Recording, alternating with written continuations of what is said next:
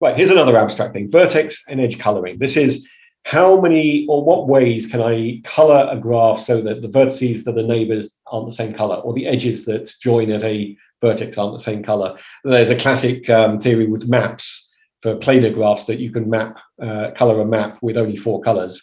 But if it's not planar, then it becomes much more complicated.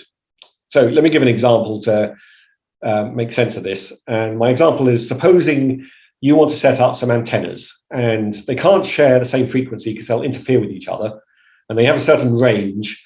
How many frequencies do we need, and how do you allocate them? So I'm going to make my world here randomly. Here is my set of antennas, and you can see that these two are really close to each other and they interfere very heavily. And they actually overlap with this one as well. This guy here doesn't overlap with anyone, so it can take whatever frequency it wants. Well, I can think about that as a graph theory problem where overlap means connected. So let's do that. So here is the abstract graph that shows which transmitters overlap with which.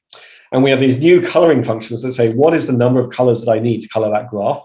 So we need 4 frequencies. How do I allocate them? According to, this is the frequency for vertex number 1, the frequency for vertex number 2. And if I color the thing back in, you'll see how that works. So you can see here, this is my first frequency that I use most. My second frequency I have to switch to in this case because it's overlapping with frequency 1. I don't have to worry about it overlapping with this one because that doesn't overlap with this. So in fact, we can get by with just 2 frequencies in this cluster over here. But over here, where there's lots going on, we needed all 4 frequencies to keep them all from interfering with each other.